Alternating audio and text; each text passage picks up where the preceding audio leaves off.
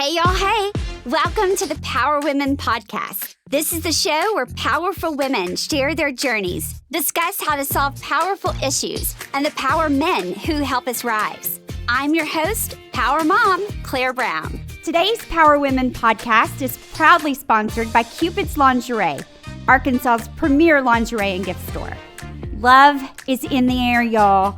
Cupid's has everything you need. Lingerie, and much more. They have 6 central Arkansas locations, and you can shop online. Visit shopcupids.com and make your next date night the best one yet. Cupids. Enjoy.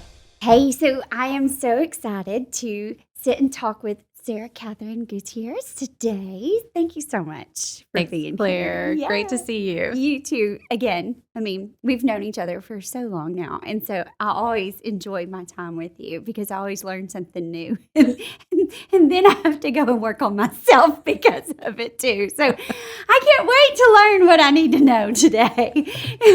Awesome. It is awesome. But when I think of you, the first thing, and I'm sure this is the case with many people now, when I think of you, I think of money. I have become synonymous with money. People stop me in the bread aisle and discuss their finances, in the middle of Kroger or wherever. Yes, yeah. I'm happy to embrace that title. Yeah. Yes. Well, I mean, it could be worse. It could be worse. You could be the gynecologist and they could talk to you about a lot of other things in the bread aisle. I bet there are a lot of similarities between the two. I'm sure there are. I'm not going to go there right now. We're going to stick to money. Fair enough. And so, so you wrote, well, let's back up. When we first met many years ago, you were in the finance world, and then you branched out from that corporate world and then started your own finance company where you advise people and help them make their own financial plans and investments and wonderful things to help them grow in their wealth. And then you've also written a book. And with that book have come many different things. So tell us in your words, because I'm certain there's a lot that I've missed there as well, all the things of Sarah Qutierrez and what you've built. Well, yeah, thank you for that. And you hit on really what I care about the most when you said you help people do their own. Yeah. So we have a passion for this concept that people can do their own money. And that is very foreign to the financial industry. Yeah. So we still do our core belief system at Aptus, which is guided DIY. You're doing it. We're going to guide you along the way. Yeah. So it not only helps people save a ton of money in fees, which is obviously nice, but mostly people get empowered to say, yeah, I traded that fund. Yeah. I didn't just hire someone else to trade that. I traded it myself. Right. And that wasn't a big deal. And I'm going to keep doing it again and again and again and grow my wealth that way. And then, yes, I'll tell you where it's kind of gotten a little crazy is, so we had this belief system that, you could do your own money, and we were doing it on an individual basis. And we got this opportunity to do that on a bigger scale with a retirement plan. Mm-hmm. And that is where the light bulbs went off, because then you realize, oh my gosh, well, there is this entire population of people who never get non-conflicted financial advice, right? Right. When you're at a certain socioeconomic level, I mean, the only people in the financial world willing to talk to you are people trying to sell you something. Yep. And so it's almost better to not talk to someone than to have someone who has a financial conflict of interest. Mm-hmm. So what we realized is we can come into a retirement plan with that same non-conflicted, guided DIY model and say, hey, you can do your money. You can do it. And why not use your retirement plan here? And then we started this idea of let's ask everyone to save 10%. And we noticed that every time we would have this conversation with people and we'd say, hey, put 10% in your retirement plan, they would write it down or type it into a blank and forget they were doing it. Oh, wow. They would forget. Because, could you name right now what your health insurance premium is to the penny? Most people don't, right? So think about all the things that we pay other people automatically. Right. Without thinking about it. Right. Why not do the same thing for ourselves? Right. What's automatically withdrawn every month. Yes. Yeah. To your own benefit. Right. Growing. Right. And forget you're doing it. Right. And so that's why I wrote the book. But first, save 10. It's like, dude, you can be bad with money. I was bad with money. I did everything bad you could do. I did the student loan debt that, bought tons of Starbucks while I was in grad school and paid on that for a good decade. I got the credit card debt, right? I mean, I did it all. Mm-hmm. And so I'm not like good with money naturally. But what I've learned is if you just take the money off the top before you spend it, Mm-hmm. a lot easier. So that's why the book, it's very relatable. It's like, look, you don't have to be great with money to do great with money. You just have to follow a few key principles. So the book has been going really well. Yeah. And then and the name of the book? But first, save 10. Yep. So just a real simple money move that, basically everybody can do. And since then, though, we have really gone intensely into the financial wellness space with hospitals and state entities. And that's been incredibly rewarding because we're getting to do the same thing we were doing on an individual basis when I started the company, but doing it with thousands of employees now at any given moment. And there's just nothing better than, sitting across from an employee that you met with a few years ago and they're staring at their account saying, how did I get this? Right. Yeah. I've never saved this much money in my life. How did this happen? Yeah. It's just so fun. And then, then it's like, wow, like what else can I do? And then they start saving for a car or saving for a down payment on a house. So it's very, very rewarding. Yeah, absolutely. I mean, it truly changes people's lives. Absolutely. Yeah. And it's incredible. And with the book, though, you have a few other things with the book. I mean, you have a card game, right? We do. I mean, do you just open up a conversation at dinner with friends like about their money? What's your asset allocation looking like these days? No. Right. I mean, most people don't know what asset allocation is. Right. Nor really arguably should they. But yeah, we don't talk about money. It's not a natural conversation. Mm-hmm. Now we talk about spending. Yeah. Oh, yeah. People love to brag about what they've bought. Oh, for sure. Now, imagine if we can create an actual safe way to talk about money together. Now, could I right now tell you what my net worth is? Could you? I could, but would that be socially acceptable for me to tell you what my net worth is? Probably not. No. But you can right now go see what car I'm driving, the broken down minivan in the front. You can also go see what my house looks like because you can look up that address. Yep. You can see what I'm wearing right now. Right. You can see so much about me and you can make so many judgments. Absolutely. About my net worth. Right. And none of them will be accurate. Correct. Mm-hmm. How wild is that? How wild. Right. So what I'm doing with these money talk cards is giving people the actual way to talk about money together in a healthy way that's not like the humble brags on, what we own to try to portray something. Right. But to actually talk about money, but keeping in mind the social taboos. Sure. So yeah, that's the money talk cards have been a lot of fun. Parents use them to talk with their like adult kids about money. It's really fun. I would think that would be so good to talk about money with your children. Yes. Yes. And you have 3 children. We have 3 kids. Yes. They are 6, 8, and 10. And we talk about money all the time. Yeah. So we found out a close family member is expecting a baby, and my son went up to the couple and said he wants to give $100 to the baby for his or her 529 plan. Oh, stop it. Yes. And actually wait, which child did this? The 529 language. My oldest, the 10-year-old. The 10-year-old. That's amazing. He was like, it's never too early to get a good start. You bet.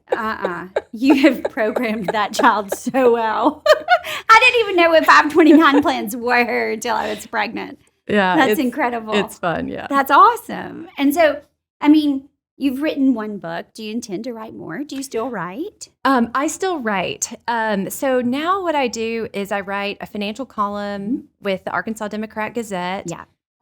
Eliza was amazing. I didn't ever dream that I would have that kind of confidence to write Really? a column. I know. Isn't that wild? It is. And she really insisted after the book came out that was something I could do. And it's been an amazing experience. It's been about 2.5 years of it. So I write in the business section once a month in the Sunday paper.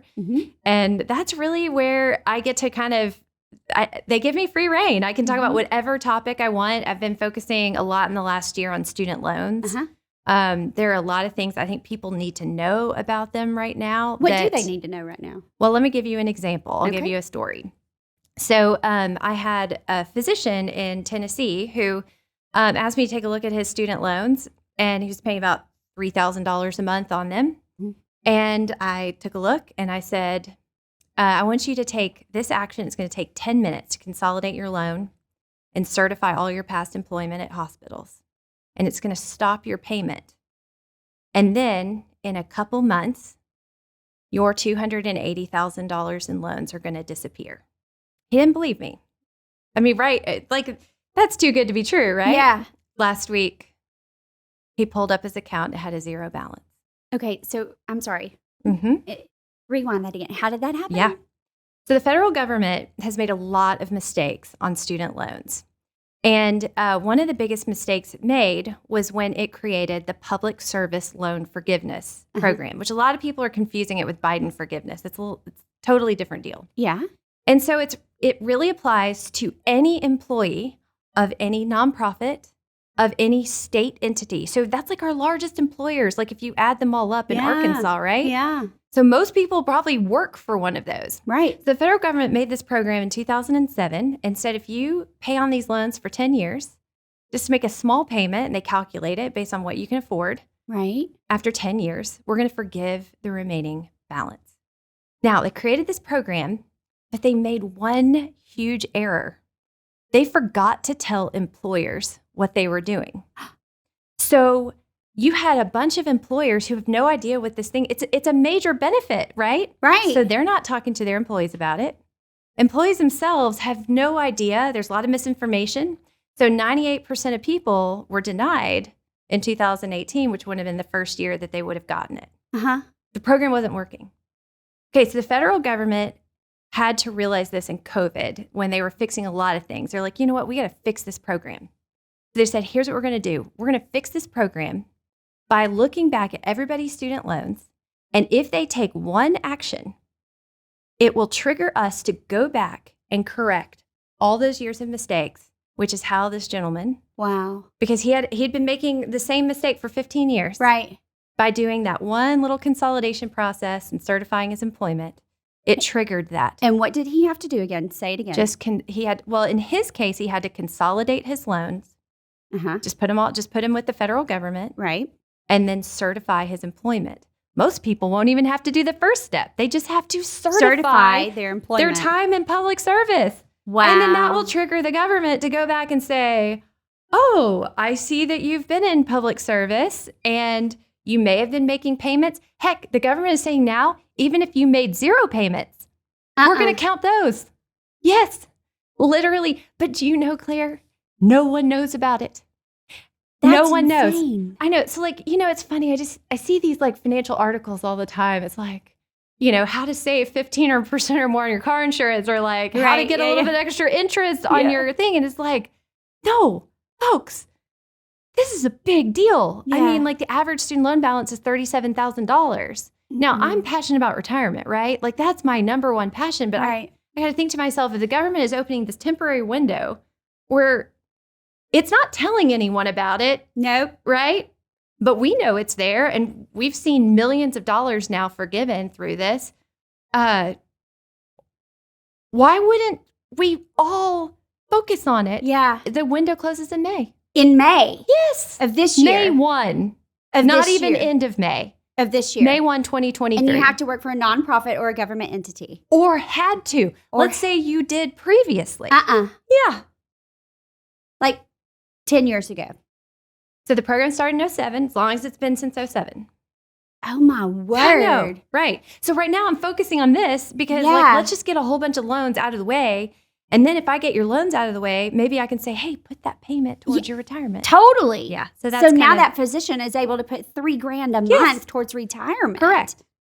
Now think about, now it's not a physician. Think about the nurse that I just had last week who got $92,000 forgiven. Oh, my word. She can buy a house with me. 100% she could.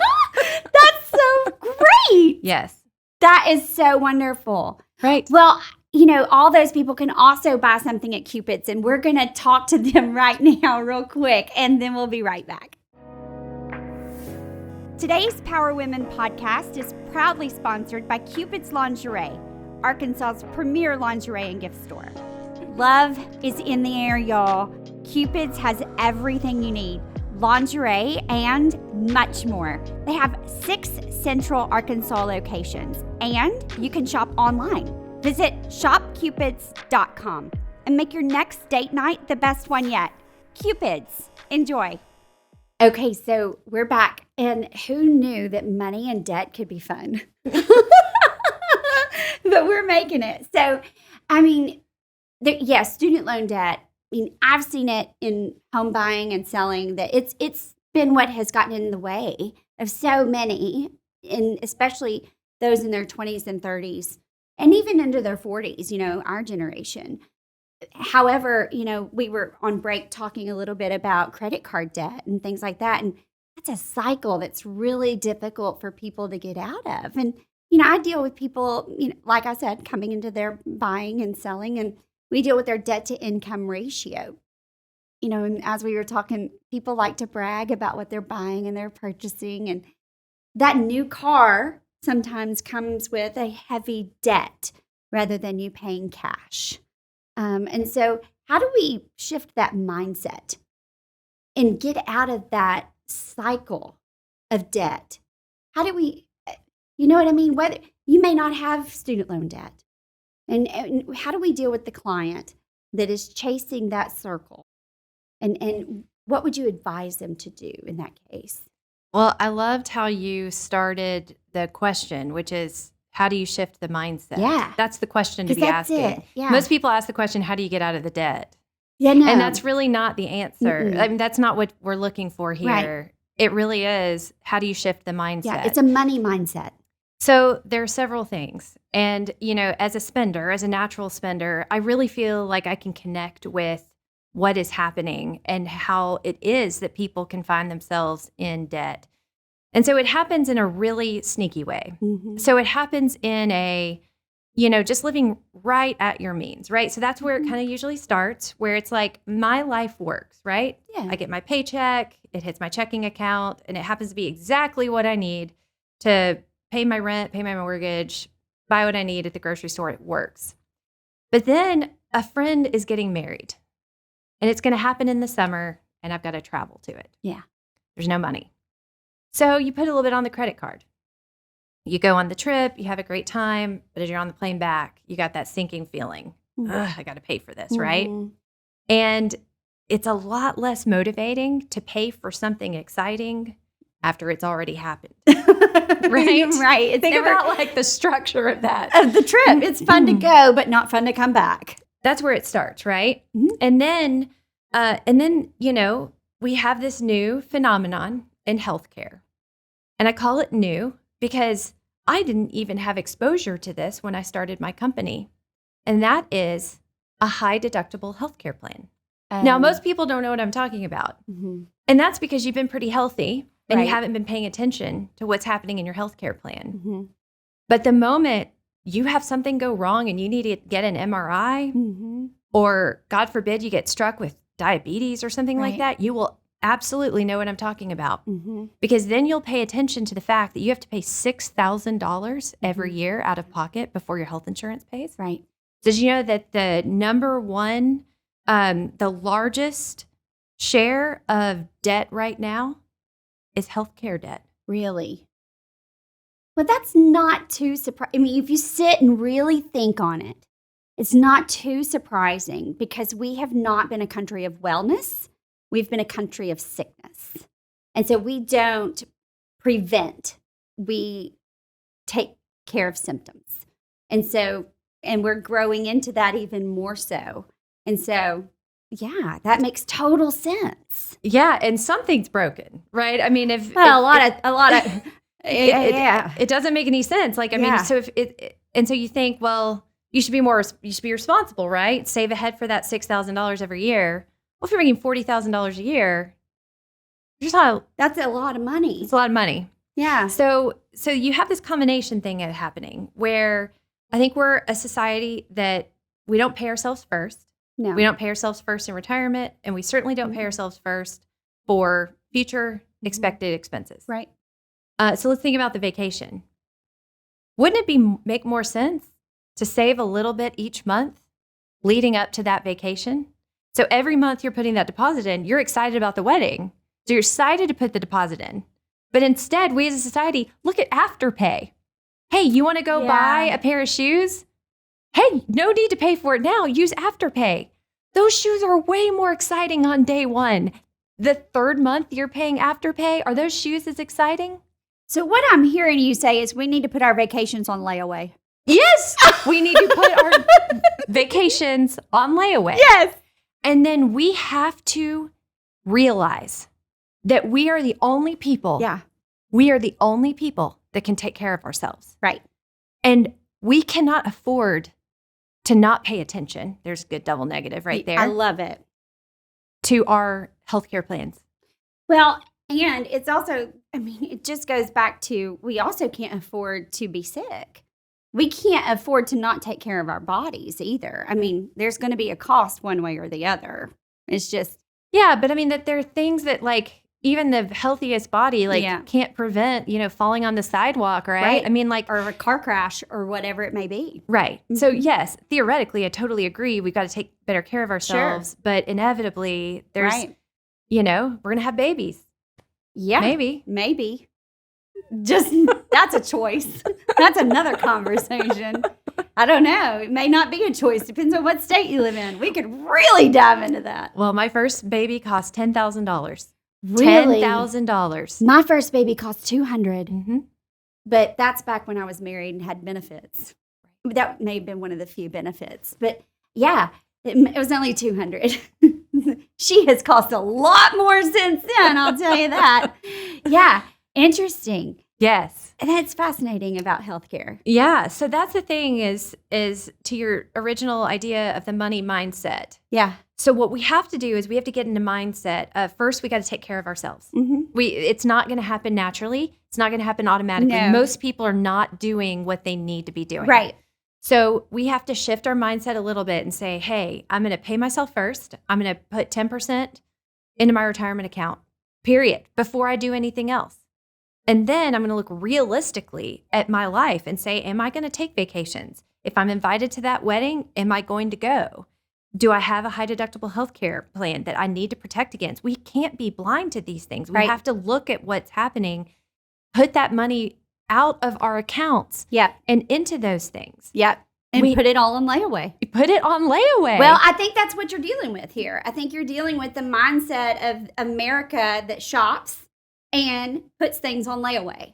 And so you truly have to look at every aspect of your spending and put it on layaway. That is exactly right. And then, so that sounds easy, right? Oh, yeah. It all sounds. Success is simple. It's just not easy. Right.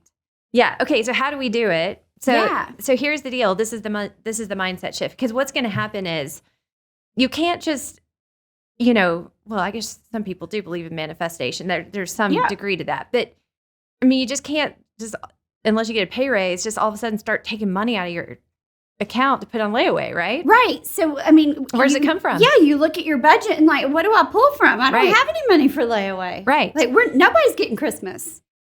You have to be so excited about your layaway that what you're spending right now pales in comparison. Yes. So, if I told you, for instance, that, our kids wear used clothes or we shop at Walmart. Right. I have about $8,000 worth of damage on my minivan that I'm choosing not to do. Like it's noticeable. And you're okay wild, with it. and I am okay with it because I'm more excited about my layaway than I am the $8,000 in repairs. So these are choices. Now, some people might fault my choices. They might say, you should have more dignity than you have driving that minivan down the road. And that's their value. And if your value is a nice car, then that's more excited than layaway. But the point is that your life and your spending has to become your own. Right. It cannot be spending for what you care about and what other people care about. Yeah. It has to show up everywhere in your life. It does. Yeah. It can't just be you talking about it. You have to live it everywhere. Right. Right. So you may not have a gym membership, but you still may go cycle or run or do yoga in your living room for your exercise. That's right. Right. But maybe it was hard to let go of the gym membership because that's where your friends go. Sure. And maybe you feel a certain feel of, connectedness, or you feel a certain, status by being a member there. You have to let that go. Right. So it is a mindset. Mm-hmm. It's funny not funny. It's interesting because, I've had thousands of conversations with people and their money, and I don't judge. I mean, I can't judge, not possible, given like my own history with spending, but I see myself in people, and I see that a lot of people spending, and it's more than they're willing to ever look at, probably, is not authentic to themselves. Right. They're not in alignment with who they are. It's not. Mm-hmm. And I don't want to make a judgment that they're not in alignment with who they are. I can't make that judgment. But I think that the spending itself is not in alignment with what they really want in life. Yeah. So let me give you an example. There are people who seem to say, I would do anything to be a stay-at-home mom or a stay-at-home dad, literally anything. Anything. Except buying those designer clothes just isn't going to make it happen. That's right. Yeah, I know. So then you get to a more fundamental question when you're talking about, we're not talking about layaway anymore, because those are layaway for vacations, layaway for healthcare costs, layaway for, whatever, buying a car. Right. What if your layaway was buying your own time? Yeah. What is your hourly rate? What does that really look like? And can you set that aside? Can you buy back your time? You. Mm-hmm. What would you be willing to give up for your own time? Yep. And setting the price on that. So that's retirement, Claire. That's retirement, right? You're buying your retirement. You're buying your time in the future. Right. But I sometimes look at people who are so stressed and they're taking on extra shifts to make ends meet. Right. And it's making them more stressed. Yep. And then when you're more stressed, sometimes you go back to those habits to make you to numb the stress. And sometimes those habits are buying. So you see these vicious cycles and you just want to say, can you just try for 1 month, just something a little different? Yeah. Just shift one thing. Yeah. Just put one thing on layaway. I just wish. I know. I just wish we could do that. I know. Oh, this has been so great. And I am so excited. I had no idea we were going to talk about layaway. And I love it so much. Yeah, everyone, this is Claire's term. I will take no credit for it, but we'll start using it. I love it so much. And it brings so much clarity. And that's so powerful to all of us. When it becomes clear, it's like an aha. It makes sense. We're able to do it easier. That's right. It's awesome, which I knew that this is the way it was going to be. It's always like this when we talk. So thank you so much for your time. Because I know your hourly rate is way up there, darling. And I so appreciate you always, all your infinite wisdom. It's so invaluable. Thank you for changing lives. Well, thank you, Claire. And thank you again for having me on your podcast again. It really is an honor. Yeah, thank you, dear. Thank you so much for listening. If you like the show, please rate and review on iTunes. And check out our website, thepowerwomen.org.